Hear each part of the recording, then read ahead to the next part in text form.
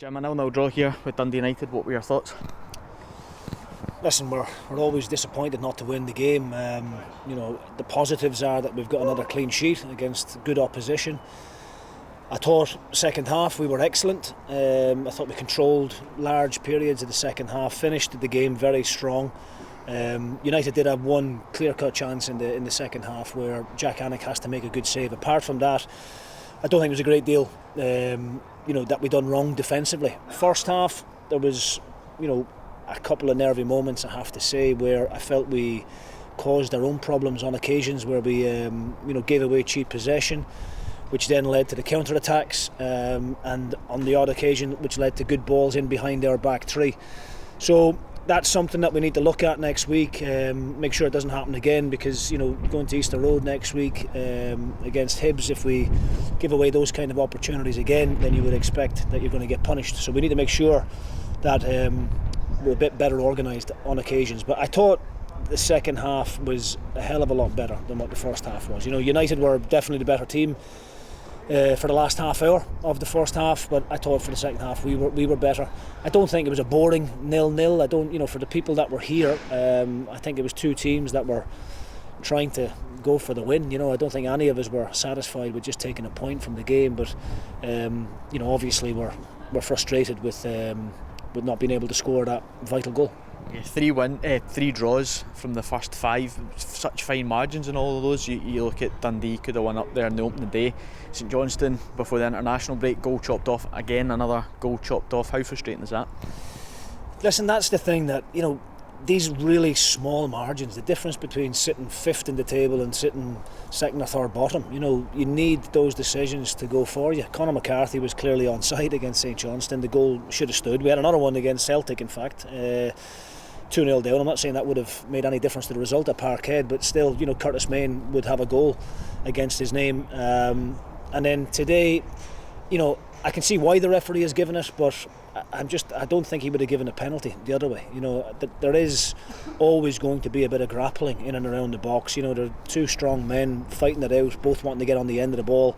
Curtis does, decent header for Brof and a brilliant finish, and they are the fine margins, unfortunately, between picking up 3 points and picking up one. In saying that, I think probably over the whole piece a draw was fair. When you look at the chance that Pollard had first half and the one-on-one that McNulty has in the second half, then United no doubt will be disappointed that they haven't been able to capitalise on those chances. So I'm not standing here saying we should have won the game out of sight, but we did have opportunities to win it, and I'm going to take a lot of positives from the second half in particular.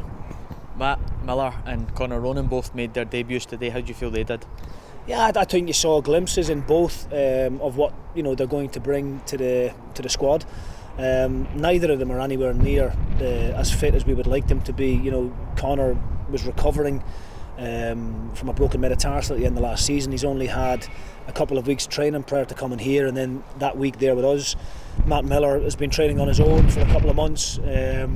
So it's going to take time to get these boys up to speed, but I think you saw the kind of quality that both players will bring.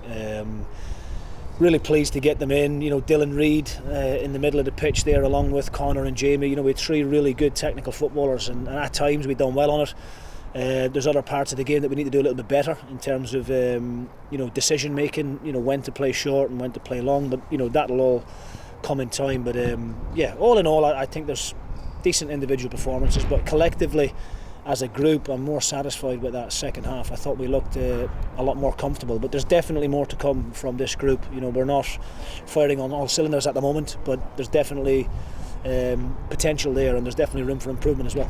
And a wee word for Dylan Reid, just 16 years old, made his first start today. How do you feel he did in that? I thought he was excellent. I really did. We knew what we were going to get off him. Of course you're going to get that inexperience because he's only a kid. He's 16 years old, but he's been training with the group now for the last 6-9 months possibly. Captained the Scotland under-17s last week. And everybody knows what Dylan is capable of. He needs to work on the physical side of his game. It's only natural that he's a little bit weaker than the guys that he's up against at the moment because he is only a baby. But Junior Mendes is working tirelessly with Dylan, making sure he's eating the right things and doing the right things in the gym in order to bulk up. Technically he's one of the best in the group, and I thought we saw a really good performance from him. You know, it was a toss of the coin between Dylan and Flinney for that position, to be honest with you. Obviously with Ethan and Alan both suspended, so these young guys need an opportunity at some time, and you know, it could have been one of those ones that completely backfired and blow up in my face, and I could be standing here if we lose the game 2 or 3-0, then obviously people are going to be questioning your decisions. Why would you throw a 16-year-old into such an important game? But I have got to trust my decisions. I've got to believe in the decisions that I make, and I knew Dylan wouldn't let me down, and I don't think he did. On that point that you mentioned there, given that you started Dylan today and started the 2 new boys when they're maybe not as ready as you would like them to be, was there any apprehension there for you putting them in? Not so much with Dylan. I mean, look, in terms of Dylan physically, he's one of the fittest boys in the group. You know, I know when I get the GPS data sent through tomorrow morning from Junior Mendes that Dylan will be right up there. He'll be the top 1 or 2 in the whole group in terms of distance covered and sprints and everything else. He needs to learn the position. You know, he needs to get a bit more experience under his belt, but that will only come with games. In terms of Connor and Matt, you are always a little bit nervous. We had good conversations with the 2 players. I spoke in length with Kevin Bain and Junior Mendes about it, and you know, just to get their thoughts on it. We knew it was going to be a bit of a risk.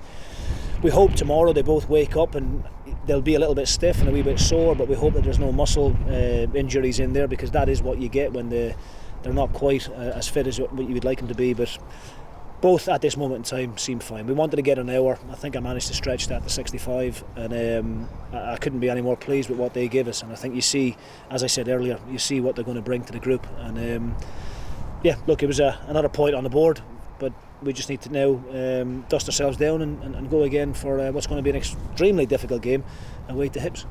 Jim, thanks very much for your time. All right, thanks, James. Thanks.